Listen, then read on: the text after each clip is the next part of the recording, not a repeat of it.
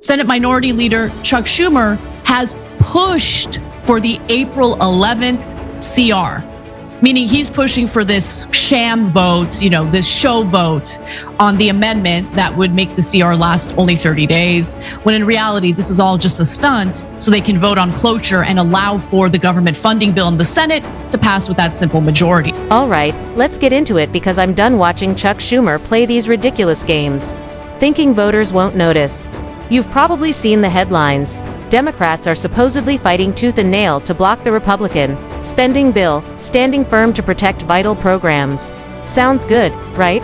Wrong. Turns out, Schumer and Senate Democrats are putting on a show pretending to fight, while secretly setting up a procedural trick that gives Republicans exactly what they want. They're pushing a sham amendment vote designed to fail, just so they can turn around and vote for cloture, making it easier to pass the GOP's spending bill with a simple majority. They think you won't catch on, but trust me, we're watching, and today, I'm breaking it all down. Buckle up, because Chuck Schumer isn't being honest and it's time we call it what it is. Senate Democrats appear poised to play a trick on their constituents and essentially engage in a procedural maneuver that will ultimately help Republicans pass the continuing resolution to keep the government funded through September. Now, keeping the government funded is important, but the devil is in the details, and everything we've been hearing from the Democratic Party is that, this continuing resolution is terrible. We're going to fight to the death to prevent it, to block it. But here's the real situation. Here's what's really happening. So in order to pass this continuing resolution, which of course the House of Representatives passed earlier this week, but it needs to pass in the Senate. Well, basically, the Senate would need 8 Democrats to join Republicans in order to pass it. And that's because of the 60 vote threshold to pass the legislative filibuster, right? You typically need 60 votes out of 100 in order to pass any legislation from the Senate. However, you also have the situation with Senator Rand Paul, who is a Republican but considers himself more of a libertarian. He's also a deficit hawk, so he's not happy with the continuing resolution. He feels that there's too much spending in it. And so as a result, the Senate Republicans need at least 8 Democrats in order to pass the House's version of the continuing resolution and keep the government funded through September. Now, on the surface, Senate Minority Leader Chuck Schumer is really talking this big talk. He's claiming that, he wants the Democrats to block the bill. That's what he's saying. But it turns out that's not actually true, and it does appear as though he's trying to trick Democratic voters by giving the appearance of fighting the Republicans to block the CR, the continuing resolution. In reality, let's read what Manu Raju had shared earlier. So he says that Thune, meaning the Senate Majority Leader, Senator Thune, takes procedural step to bring the House spending bill to the floor. Vote could occur Friday morning, hours before government shutdown deadline, unless there's an agreement to have it sooner. 60 votes would be needed. Schumer is threatening to block it. Now, here's the important part. This last sentence is what we need to focus on. But senators on both sides think an agreement to give Democrats an amendment vote for a 30-day extension, which would fail, could help end the standoff. So Democrats are pretending like they're going to get a win by convincing Republicans to allow them to hold a vote on an amendment that would have a 30-day continuing resolution as opposed to a continuing resolution that funds the government through September. Senate Democrats, led by Chuck Schumer, appear to be engaging in a procedural sleight of hand with the latest continuing resolution, CR, aimed at keeping the government funded through September.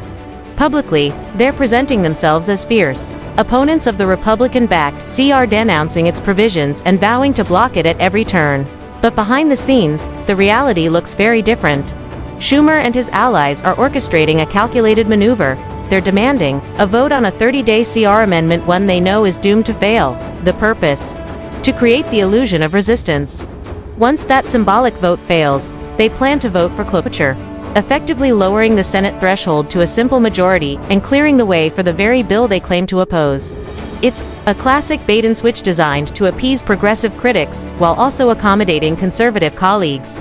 all without facing the political fallout of a government shutdown. AOC and other Democrats from the House have been raising alarm about this.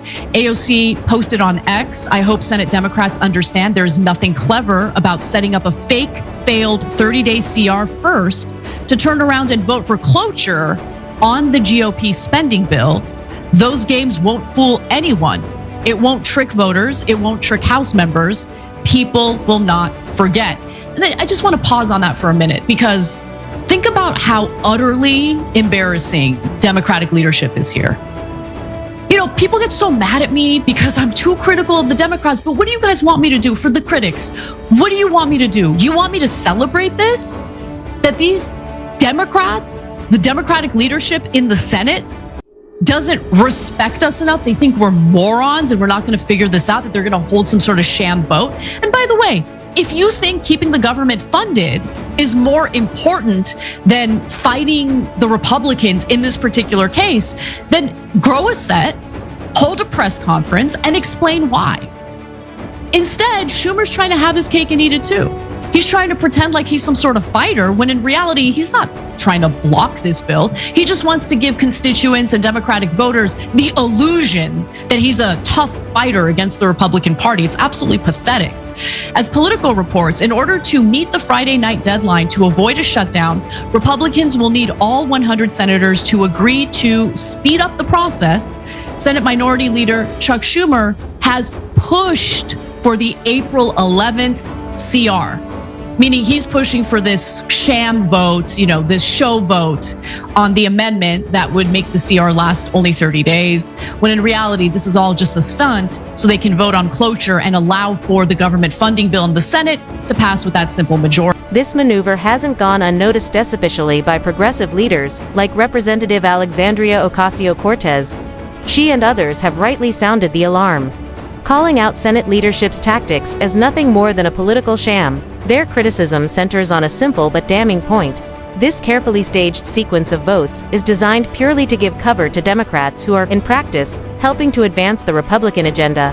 It's a strategy that insults voters, intelligence assuming that a symbolic vote will be enough to distract from the real work happening behind the scenes, where GOP spending priorities are quietly being pushed through. The issue at hand isn't just the content of the continuing resolution, about the integrity and transparency of Democratic leadership.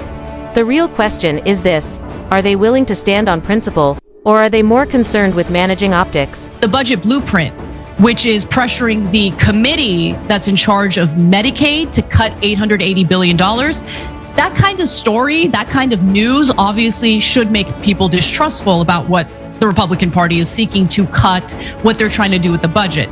But I do want to talk a little bit about what I found interesting about this government funding bill from the House of Representatives, which the Senate is now poised to pass, because apparently there's all sorts of new spending in that bill. And that's probably the reason why Thomas Massie, a Republican from Kentucky, was like, I'm not voting for this. It's probably also the reason why Republican Senator Rand Paul said, I'm not going to vote for this. This is too much. So look, the continuing resolution includes a ton of new spending, including $6 billion in additional defense spending, which I had shared with you earlier. However, this wasn't reported previously. It also includes $485 million for immigration and customs enforcement. Actually, that was reported earlier, but the next few things I note were not reported earlier. So $13 billion in cuts to non-defense spending, and $753 million in additional spending for air traffic control systems, which is good. I think we need additional spending for air traffic control systems, and we need better oversight to ensure that that money is spent productively and efficiently. I think that's the other issue. I think the left makes the mistake of thinking more funding. Well, we need more funding, more funding. Okay, sure. But in some cases, you'll see more funding. But whatever issue Congress is trying to resolve doesn't get better because the money is used poorly. So I think there's additional spending. I'm all for it if it's actually used for the right purposes in an efficient way. But here's where it gets super shocking, okay? So this is reported by CNN, buried deep in their reporting. Funding for nutrition assistance to mothers, infants, and children in the WIC program would jump by more than $500 million to a total of $7.6 billion, a request made by the Trump administration. I mean, wow, why is that part of the story buried? And, you know, our producer, Kate, made a really good point, although I kind of understand why this happened. Okay, that's actually great. Why didn't Republicans in the House tout that? Taking a closer look at the continuing resolution, CR reveals what can only be described as a mixed bag, one packed with spending increases and cuts designed to appeal to multiple factions, while leaving plenty of room for criticism. On one hand, the bill includes major funding boosts, $6 billion in additional defense spending, $485 million more for immigration and customs enforcement, ICE, $753 million earmarked for air traffic control improvements, a surprising $500 million increase for the WIC nutrition program, which supports mothers and children reportedly at the request of the Trump administration, but it's not all increased investment. The bill also slashes $3 billion from non-defense programs, including cuts to nuclear non-proliferation efforts and hurricane mitigation funding.